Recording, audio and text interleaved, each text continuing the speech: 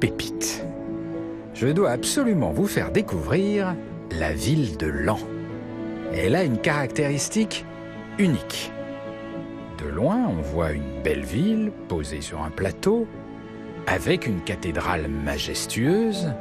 Et peu de gens le savent, mais cette ville, elle a une histoire incroyable parce que les pierres qui ont été utilisées pour la construire ont été directement prélevées dans le plateau sur lequel elle est perchée. Donc, pour construire la ville, on a creusé sous la ville. Et on a creusé beaucoup pour extraire beaucoup de pierres. Alors, ça a donné une ville magnifique, qui a regardé ici, tout autour. Mais en dessous, il y a énormément de trous, de galeries, de souterrains, de vides. Et donc, Laon repose sur un gruyère. Et l'homme qui connaît par cœur, qui arpente depuis 30 ans les cavités de ce gruyère souterrain, c'est lui. C'est Denis Montagne.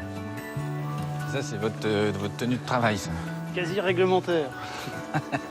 Les couleurs sont réglementaires aussi. Adapté au milieu. Je vais découvrir avec Denis les dessous cachés de la ville. D'ailleurs, on va obliquer sur la gauche et premier accès.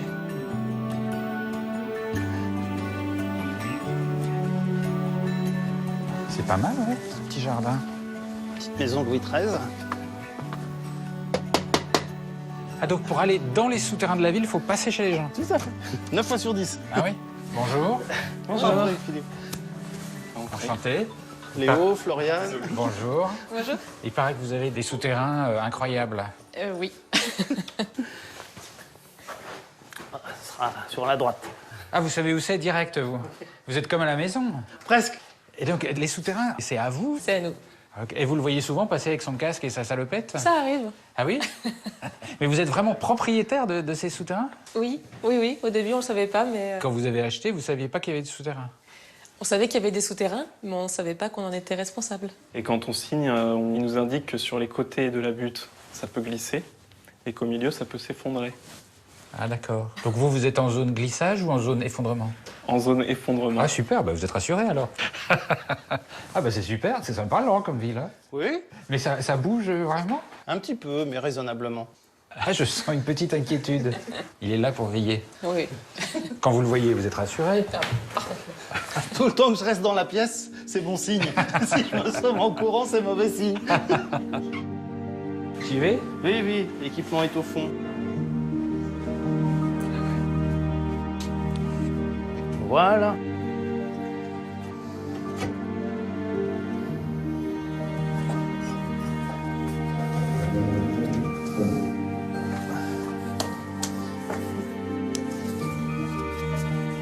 Alors Léo, si dans 2 heures on n'est pas rentré, à l'eau, les pompiers, Ah bon, le à ce point-là grimpe.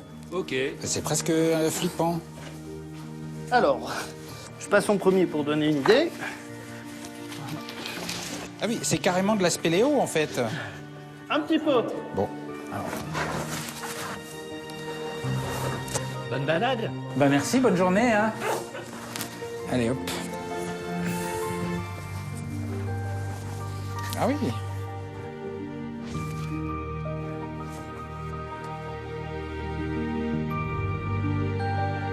Première étape là. Qu'est-ce qu'il y a là? Une très vieille carrière de roche. On a extrait le banc rocheux entre l'Antiquité tardive et un haut Moyen-Âge. L'Antiquité tardive, ça fait quelle date ça?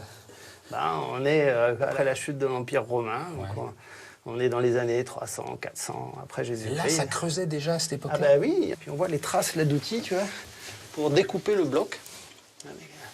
Et on arrache le bloc. Et déjà, c'était pour construire des édifices au-dessus? Absolument. Ah, mais c'est dingue, c'est profond. Là, on va arriver dans les carrières de sable.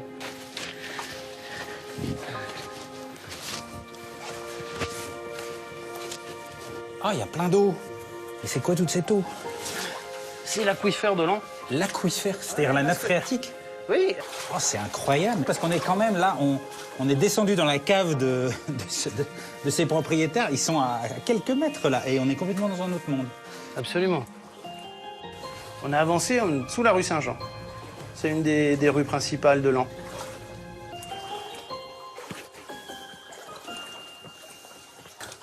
Mais quel univers! Et vous venez souvent par là surveiller, voir ce qui se passe? Comment ça se passe? Bah, c'est mon métier que de fréquenter ces lieux. Et qu'est-ce que vous regardez? La première des choses, c'est la stabilité, s'il y a des signes avant-coureurs de dégradation de ce milieu souterrain. On est à pas loin de 13-14 mètres. Et il ne faut pas oublier qu'on est en hypercentre urbain, il y a des gens au-dessus avec des maisons. Et puis la deuxième chose qui m'apporte souvent beaucoup de bonheur, c'est cette espèce de livre d'histoire à l'envers. On remonte le temps en se baladant là-dedans. Ah ouais. Ce rendez-vous avec l'histoire est intéressant. Et vous n'avez pas peur quand vous enfilez là-dedans? Ça fait partie du métier. Ah.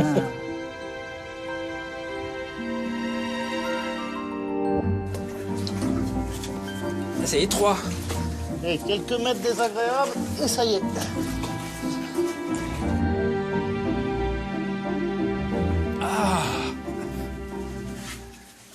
Ah, quel bonheur d'être debout. Qu'est-ce que c'est?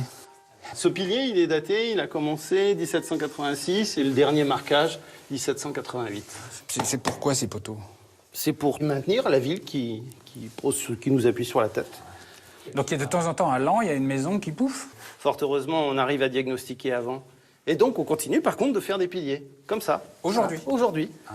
Et c'est quand même incroyable, il y a beaucoup de villes comme ça qui sont construites sur du vide, parce qu'on a utilisé le sous-sol pour les murs. Ça, des carrières de sable posées sur de l'argile en hypercentre urbain, c'est Laon et nulle part ailleurs. Ce qu'on voit là, ça se trouve pas ailleurs.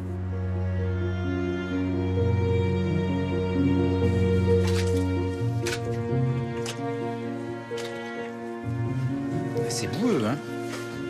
Oui. Qu'est-ce que c'est toute cette mélasse? Pudiquement, on appelle ça des rejets anthropiques. Hein? C'est quoi? Ben, c'était quand il n'y avait pas les égouts. Attends, ça veut dire qu'on est en train de marcher dans... Dans la... Voilà, ça a été. Maintenant, ça y est, c'est devenu... c'est du compost. Mais jusqu'à ce qu'on fasse les premiers travaux d'assainissement en 1995, tout allait dans les carrières. Depuis 1850. Donc là, c'est fini. C'est fini. Mais il reste tout ça. Bah, il faut le temps que ça s'assèche. Ah bah dis donc, alors j'ai déjà marché dans des trucs, mais alors ça... Alors, l'intérêt de venir ici, pareil, on est dans une partie, mais très ancienne. Oh là là, mais il y a plein de colonnes, hyper travaillées en plus. Oh, c'est magnifique. Voilà, il y a des petites feuilles de lierre, là. Et pourquoi il y a des colonnes travaillées comme ça? Bah, c'est du réemploi de surface. Quand on a modifié un peu l'urbanisme, eh bien, il fallait faire des renforts et les édifices démolis, comme certaines églises, les tambours de colonnes sont récupérés et on les met en dessous. C'est du recyclage. Ça se trouve, c'est un recyclage d'un bout de la cathédrale, ça. La cathédrale, on ne l'a pas encore démontée, mais enfin, il y avait, je sais pas, près de 70 églises, il n'en reste plus autant. Tout ça, ça a été recyclé. Ah, c'est fou quand même.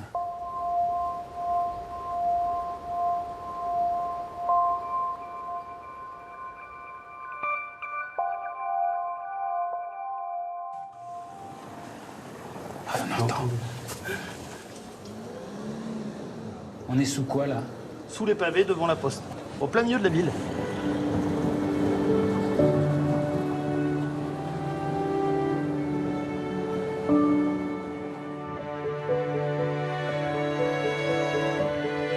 Regarde ça. Le bouquet final, un peu. Les sous-sols de l'Hôtel Dieu. Aux abords immédiats de la cathédrale. C'est incroyable quand même. Et tout ça, c'est sous Laon. Absolument, 100%. Et vous avez vraiment accès à un Laon qu'on n'imagine pas, en fait. Ça, c'est sûr. Le patrimoine de surface, il a subi les vicissitudes du temps. Il a été détruit, reconstruit. Il y a de beaux restes. Mais le dessous, tout est gardé. Alors, quasiment à 80%. C'est le plus gros livre d'histoire, c'est pas fini. Et il y a encore à découvrir. Il y a encore des choses Il y a à quelle découvrir. surface à découvrir encore? J'en ai fait les 2 tiers, il y a encore un bon tiers. Et qu'est-ce qui vous plaît dans tout ça? Mais cet espace, c'est un espace effectivement de liberté. Soit on va sur la Lune, ça coûte très très cher pour pouvoir y aller, soit on va dans les souterrains et on est quasiment assuré d'être seul ou de redécouvrir des choses qui sont un peu oubliées de manière un petit peu solitaire. Donc quand vous allez là-dessous, vous avez atteint la Lune. Quelque part.